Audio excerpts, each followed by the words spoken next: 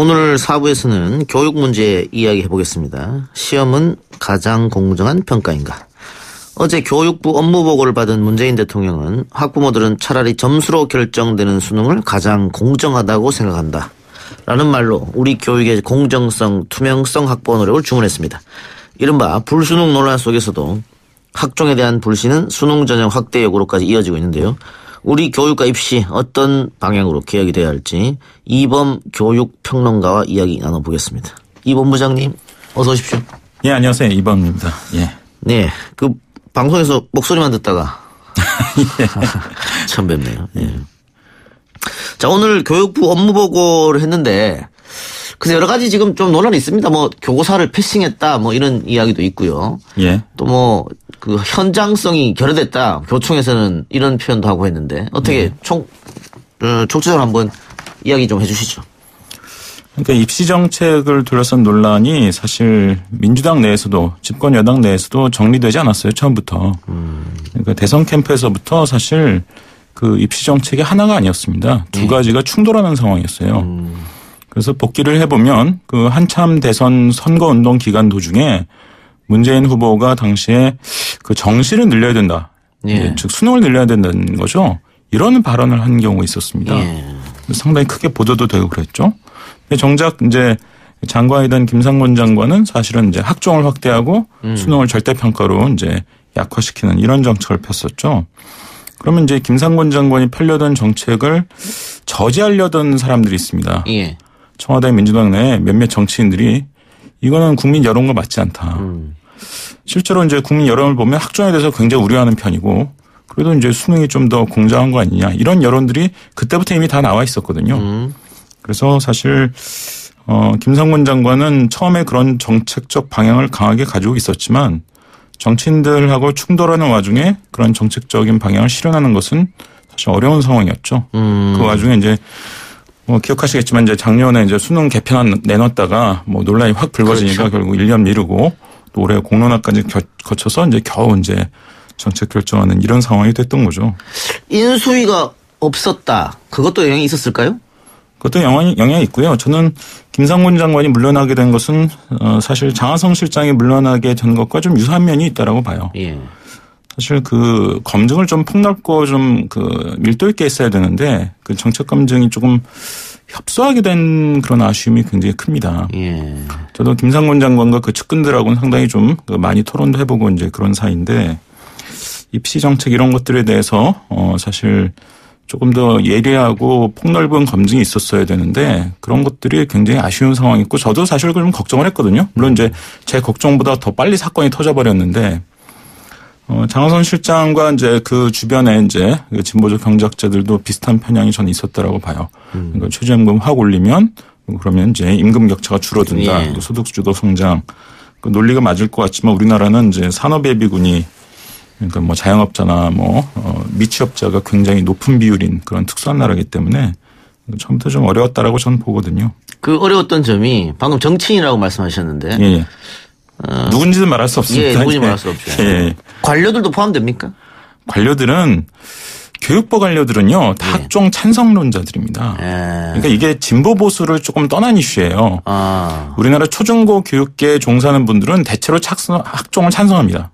예를 들면 학종을 늘리자는 주장에 무슨 진보 교육감들만 동의하는 게 아니라 보수 교육감들도 다 예외 없이 동의해요.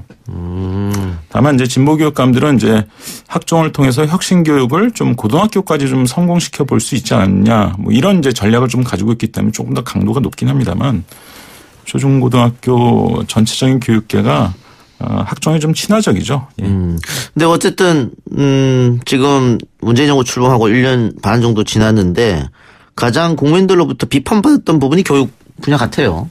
처음부터 분야별 정책 그 지지도를 보면 교육이 제일 낮게 나왔죠. 네. 취임 100일 조사에서도 그렇고 취임 1주년 조사에서도 교육정책 지지율이 꼴찌를 했었죠. 예. 그 혼선 때문에 그렇습니까? 그렇습니다. 대입 혼선? 예. 그러니까 저는 이제 김상곤 장관이 만약 수능을 절대평가하려고 했다면 국민들이 걱정하는 것은 수능보다 학종이니까 학종을 좀 먼저 학종에서 좀 가장 심각한 문제가 있는 부분을 좀 먼저 걷어내고 나서 뭐 수능을 건드리든지 어떻게 했어야 그나마 자기의 뜻을 좀 근접하게 펼 수 있는 어떤 방법이 되지 않았나 싶은데 예. 그런 순서나 전략에 있어서도 굉장히 실수를 한 거죠. 예. 덜컥 수능을 먼저 건드렸잖아요. 그러니까 여론이 확 악화됐던 거죠. 예. 대통령도 업무보고 받으면서 공정성, 투명성을 얘기하는데 결국은 뭐 숙명여고 논란 또 숙명여고뿐만이 아니고 전국에서 몇 군데서 문제가 터졌잖아요. 여러 군데 터졌고 저는 사실 뭐 꽤 더 있었을 거라고 지금도 있을 거라고 뭐 예. 추정을 하고 있습니다. 예. 예. 이거를 그 제도적으로 보완할 방법은 없습니까? 제도적 보완은 이미 발표를 했죠. 그러니까 부모 자식은 이제 같은 학교에 고등학교에 이제 있게 하는 경우는 이제 없애겠다. 이른바 상피제 이런 것들은 이미 이제 발표를 한 상태고 좀 더 세부적인 뭐 문제 출제나 또는 관리 이런 과정에서 좀 그 보완성 같은 것들을 높이겠다는 세부적인 정책이 이미 다 발표가 됐고요. 그걸로 충분하겠습니까? 충분하지는 않지만 뭐 지금으로서는 할 수 있는 최선이 바로 그 정도에 불과한 거죠. 어쨌든 뭐 이런 것 때문에 이제 더 국민들이 좀 불안해하다 보니까 겨우 공론화까지 거쳐서 겨우 이제 뭐 어느 정도 정책을 지금 정해가지고 발표를 해놓은 상태인데 또 이제 이게 논란이 되고 있는 수능 비율을 즉 정시 비율을 더 높여라. 뭐 예. 이런 논란이 막 나오고 있는 거죠. 예. 지금 현재 중학교 3학년생 기준으로 해서 2022년 대입 개편안의 맥락이 정시 비중을 늘린다는 거 아닙니까? 그렇습니다. 정시 비중을 늘리면은 정시 즉 수능 비중이 지금 20% 초반까지 떨어져 있거든요. 이걸 이제 다시 한 30%까지 늘린다. 이게 이제 그 긴 그 공론화 끝에 내려진 결론이고. 그러니까 정부는 일종의 절충을 할 수밖에 없었어요. 처음부터. 왜냐하면 이게 중장기안이 아니라 단기안입니다. 예. 즉 현재 중3부터 적용되는 거니까 사실 많이 바꾸기가 어려워요. 예. 그러니까 절충을 해야 했는데 일단 이제 국민 여론이 수능이 너무 빨리 이제 약화되고 있고 정시가 너무 비율이 줄어들고 있으니까 이걸 좀 높여라. 이런 이제 여론이 공론화 과정에서도 그대로 드러났죠. 그러니까 이제 30% 이상으로 높여라. 이런 식으로 이제 결론이 난 거고 다만 학종은 상대적으로 많이 건드리지 않았죠. 예. 뭐 소논문 정도로 금지하는 것을 제외하고는 골자는 크게 건드리지 않았는데 이건 사실 이제 교육감들 그러니까 초중고 교육계의 뜻을 사실은 반영한 거죠. 그 선에서 딱 절충을 한 겁니다. 정부가. 예. 우리 본부장님 드라마 좋아하십니까? 본부장이라고 하지 마시고요. 그냥 예. 평론가라고 하시면 됩니다. 드라마요? 예. 아, 뭐 그 스카이캐슬 얘기하시는 겁니까? 그 얘기 하려고요. 예. 보셨나요? 그냥 지나가면서 조금씩은 봤습니다. 소문은 들으셨죠? 예, 뭐 많이 들었습니다. 굉장히 화제가 되는 드라마인데 과연 그 강남에 혹은 또 부잣집 사람들이 자식 교육을 저렇게 하느냐 뭐 맞다는 얘기도 있고 아니라는 얘기도 있고 합니다만 어쨌든 뭐 과장은 섞여 있지만 뭐 어느 정도는 사실이죠. 그래요? 예. 그러면 학종 문제가 계속 불거지니까 예. 학종도 결국은 돈 많고 정보력 많은 사람이 이기는 싸움 아니냐. 우리나라에서 그 전형 요소 중에 그런 사람이 불리한 거는 유일하게 내신밖에 없어요.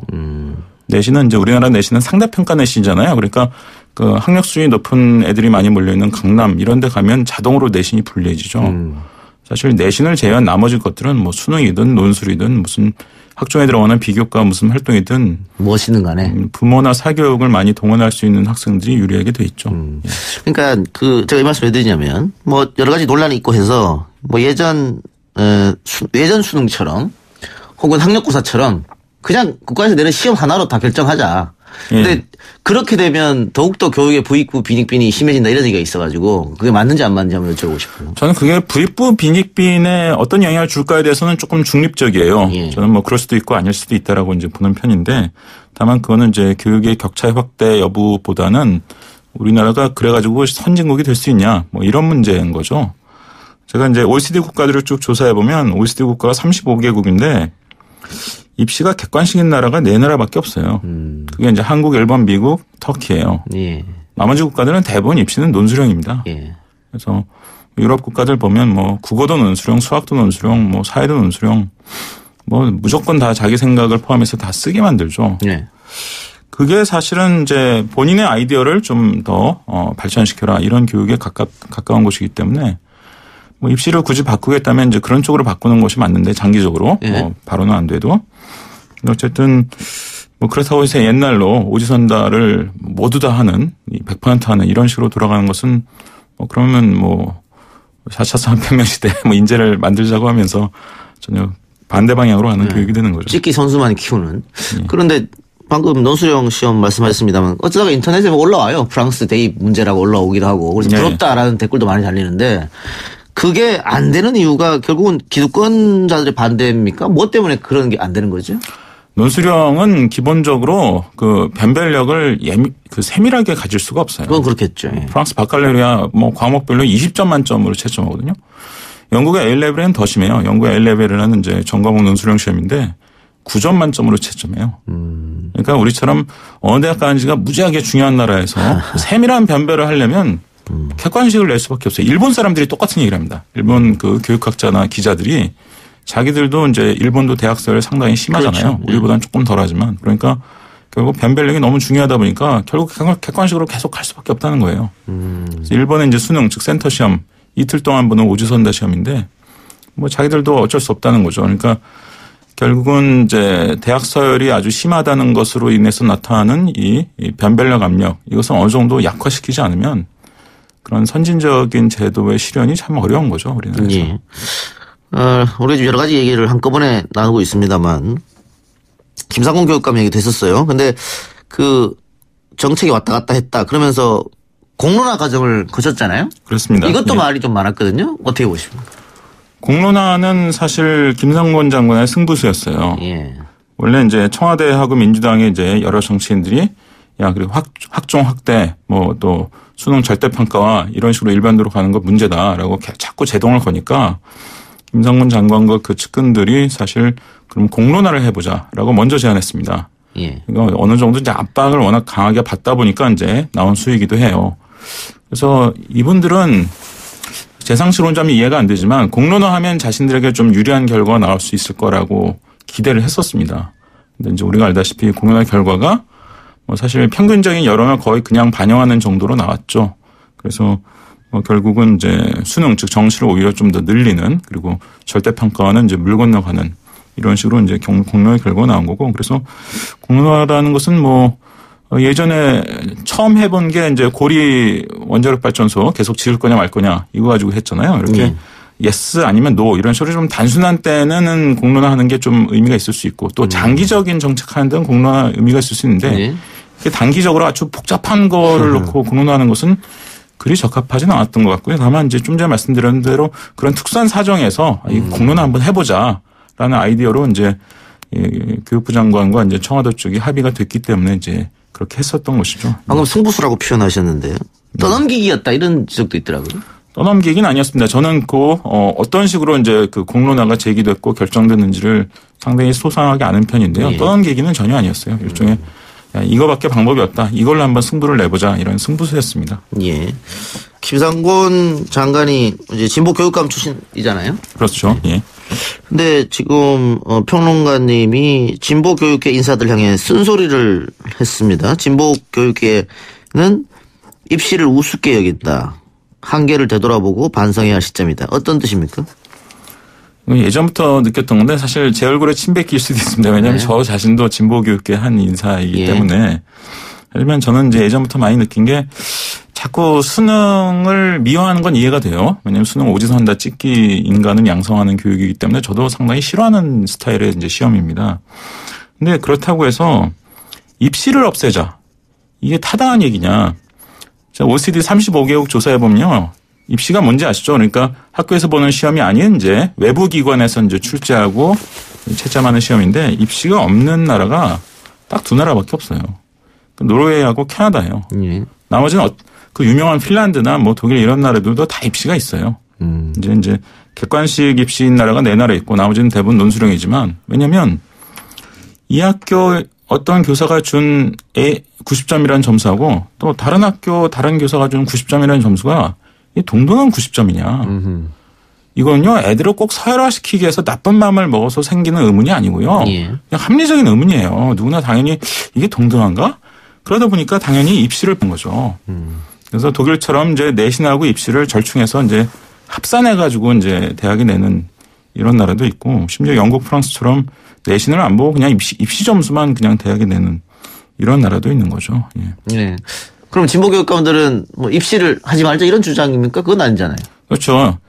그러니까 많이 얘기되는 주장이 수능 자격고사화 그리고 그 다음은 수능 철폐.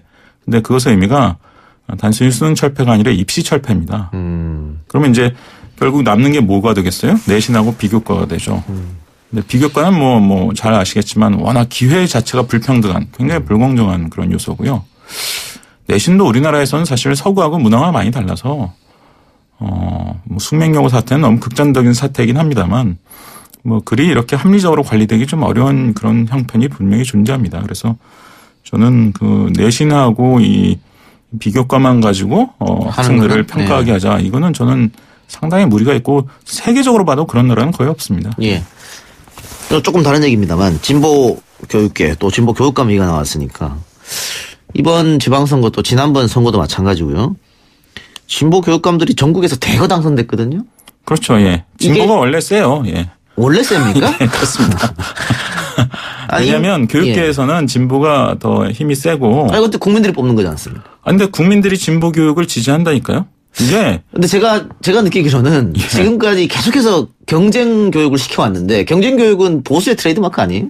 그렇죠. 그러니까 국민들이 거기에 대해서 염증을 느끼는 것은 당연한 거고. 실제로 예를 들면 교육개발원에서 한국교육개발원에서 매년 똑같은 문항으로 이제 여론조사하는 게 있거든요. 예.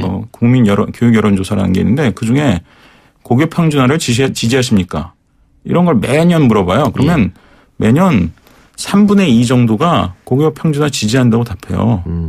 그러니까 교육계 기본 여론은 교육과 관련된 기본 여론은 좀 진보에 약간 유리하게 돼 있어요. 근데 거기다 이제 진보가 장점에 하나 더 있는 게 단일화를 잘해요. 후보 단일화가 예. 진보에서 나름대로 검증된 방법이 있어요.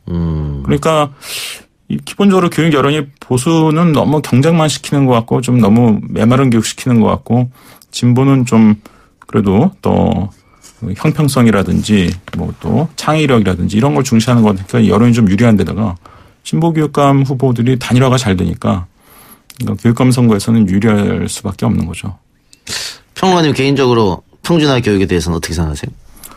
저는 그 평준화를 획일화라고 생각하면 큰일 난다고 봐요. 그렇게 이해하는 분들이 굉장히 많은데 평준화는 동등한 선택권을 주는 거예요. 예를 들면 제가 과학고를 나왔거든요. 그래서 저는 선진국에 과학고가 다 있는 줄 알았어요, 옛날에는. 예. 근데 미국에 유명한 과학고가 몇 개 있는데 나머지 선진국에는 과학고가 없어요. 왜냐하면 과학을 더 많이 수강 신청하면 그게 과학고예요. 외고가 없는 이유도 외국어를 더 많이 수강 신청하면 그게 외고니까 외고를 따로 만들 필요가 없는 거예요. 근데 우리나라는 일반고는 붕어빵을 찍게 만들고 다양교육은 무슨 특목고 회사라. 이게 기본적으로 말이 안 되는 교육이고 진짜 집단주의 교육인 거죠. 개인에게 동등한 선택권을 줘야 되는데 그래서 저는 평준화라는 말의 의미를 바꿔야 된다. 그러니까 동등한 선택권을 아이들한테 주자. 그러면 알아서 애들이 선택에 의해서 수월성 교육을 하는 거예요.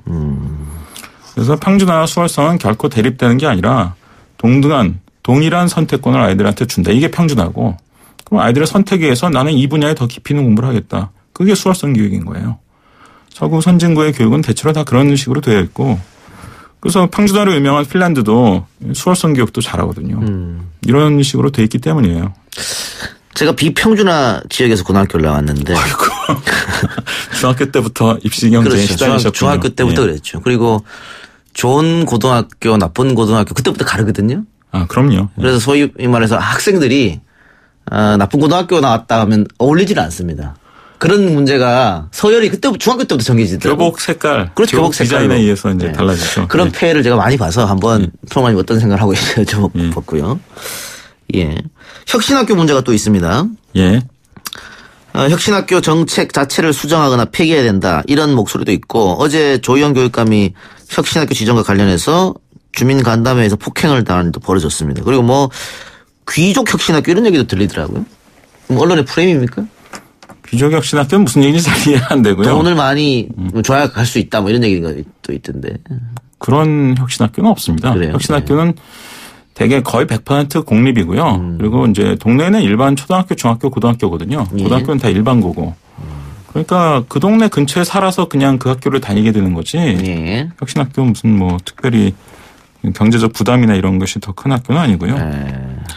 다만 이제 이번에 조희연 교육감이 혁신학교 지정과 관련해서 심지어 지역주민 간담회에서 무슨 뭐 등짝도 맞았다. 저도 좀 깜짝 놀랐는데 좀 안타까운 게 이제 우리나라에서 대도시 지역에서 인구 밀집 지역에서 성공한 혁신학교가 몇 개 있거든요.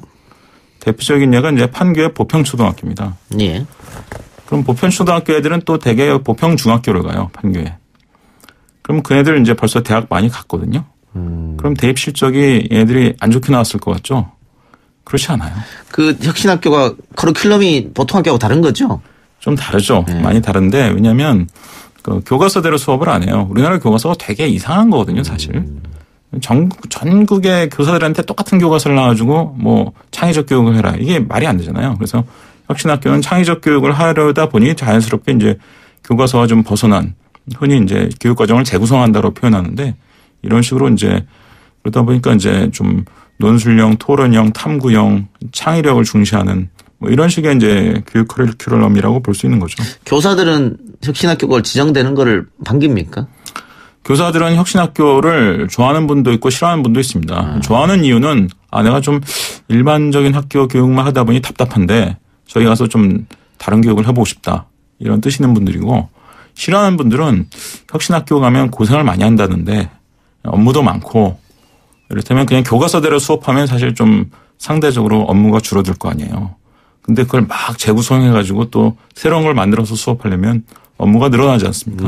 그런 의미에서. 그런 의미에서 기피하는 선생님들도 많이 계십니다. 예. 제가 아까 돈이 많이 들어간다 얘기했는데 그거 대안학교하고 좀 헷갈렸네요.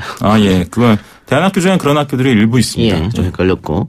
그 혁신학교가 결국은 이 경쟁 학습에서 조금 벗어나서 창의적이고 자기주도 학습 뭐 이런 얘기를 많이 하잖아요. 그리고 지금 예. 평론가님 이야기대로 성공한 모델도 있고. 근데 부모들이 반대한다는 거는 그냥 입시 위주로 해달라 이 말입니까? 그렇게 봐야 됩니까? 그러니까 이게 이제 판교 보평초등학교가 2010년, 11년 요때 이제 만들어져서 이제 대성공을 거둬서 그 지역은 전세값도 주변보다 높고요. 아파트 값도 높아요. 근데 이 판교 보평초등학교 이제 학부모들도 완전히 판교니까 완전히 강남이잖아요. 그러니까 명문대 보내고 싶은 학부모들 없겠으니까 많이 계신데 근데 명문대도 곧잘 보냅니다. 왜 보내냐? 학원을 보내요. 냉정하게 얘기해서 우리나라 명문대 보내고 싶은 학부모들 그 명문대 보내기 위한 어떤 기초적인 어떤 그 자양분을 학교에서 습득한다고 생각하잖아요. 예. 학원에서 이제 4개월 통해서 그걸 이제 조달한다고 생각을 하시고 실제로 그렇게 하죠. 그러니까 판교 보평초등학교에 가보면 다른 데 아이들보다는 낫죠. 왜냐하면 다른 데들은 학원도 재미없고 학교도 재미없는데 판교 보평초등학교는 학원은 재미없지만 학교는 재밌거든요. 그러니까 아이들 정신 건강이 좋아요, 일단. 학교 폭력도 거의 없어요. 애들끼리 서로 존댓말을 쓰고 길 가는 아저씨 아줌마들한테 계속 인사하면서 다니고 교장 선생님이 등교한 애들 이제 담임 선생님들이 아침마다 이렇게 껴안아주고. 그러니까 이제 이런 것들이 이제 제대로 전해진다면 송파 그 헬리오시티죠. 그 주민들도 좀 생각을 달리 할 수 있을 텐데 다만 주민들이 이제 그런 격양된 반응을 보이게 된 것은 또 나름 이유가 있다라고 봐요. 그러니까 학종에 대한 그 불신 그리고 아까도 얘기했지만 이제 우리나라 혁신교육을 지지하는 진보적 교육감들이 그 학종을 통해서 고등학교까지 혁신교육을 성공시켜보자. 이런 것들이 사실 이제 얽혀가지고 2010년 11년에 만들어진 판교 보평초등학교는 성공했지만 지금은 이제 진보 교육에 대해서 여론정이 좀 악화된 거죠. 걔들 결국 저런 식으로 교육시켜가지고 학종을 만들어서 더 불공정한 사회, 더 불공정한 나라를 만드는 거 아니냐. 이런 의구심을 가지게 된 것이고 그것이 그런 반감이 결국은 물론 조윤교육감 뭐 개인에 대한 호불호도 있겠지만 그런 것들이 이제 합쳐져서 이러한 그 반발로 나타나고 있다라고 이해가 됩니다. 우리 흔히 서구 사회 교육 얘기할 때 독일과 핀란드 예를 많이 들잖아요. 그래서 거기는 평등 교육이다. 그리고 이제 평론가님 얘기하는 것처럼 그 공부를 못하는 친구가 있으면 잘하는 친구 가르쳐주고 같이 이제 함께 걸어가는 그런 교육을 가르친다라고 흔히들 말하는데 맞습니까? 예. 의무교육까지는 그게 맞죠. 의무교육까지는. 근데 이제 의무교육 벗어나면 되게 뭐 다 중학교까지 의무교육인데 그러면 이제 본격적으로 진로가 이제 달라집니다. 그때부터는 자기가 원하는 진로를 선택하기 위해서 상당히 경쟁도 벌어집니다. 핀란드에 대학 입시 없냐? 대학 입시 2가지나 있어요. 핀란드가 특이하게. 독일도 대학 입시 있고요. 독일에서 제일 들어가기 어려운 학과가 뭔 것 같습니까? 의대 법대입니다. 우리랑 비슷합니다. 그러니까 인기 대학은 없어요. 독일은 대학이 좀 평준화 비슷하게 돼 있어서 하지만 인기 학과를 위한 경쟁은 있죠. 그 선행학습이 없다는 얘기가 있던데 맞나요? 그것도? 선행학습을 사실상 금지하죠. 독일 같은 나라에서는 선행학습 해온 것 같으면 하지 말라고 엄중하게 경고를 합니다. 선행학습을 하지 말라는 이유가 있어요? 그게 이제 결국 아이의 학업에 대한 흥미를 떨어뜨린다는 거죠. 교육학적으로는 그런 이유가 제일 중요한 거죠. 그렇잖아요. 내가 섣불리 대충 한번 배워놓고 나서 학교 가니까 선생님이 다 아는 거 가르치는 거 아니야? 예. 그래서 딴청 피는 애들이 사실 꽤 많거든요. 우리나라에서. 제가 그랬어요. 근데 정작 깊이 있게 물어보면 잘 알지도 못하는데. 그렇지요. 그래서 이제 독일 같은 나라에서는 뭐 법적으로 금지되는 건 아닌데 예. 학교 선생님들이 못하게 합니다. 예. 근데 지금 우리는 어떻습니까? 선행학습 뭐 하면 안 된다 이런 얘기 제가 뉴스에서 들은 것 같은데 다들 하잖아요, 그냥. 안 하면 뭐 원하는 대학에 가기 어렵죠, 우리나라에서는.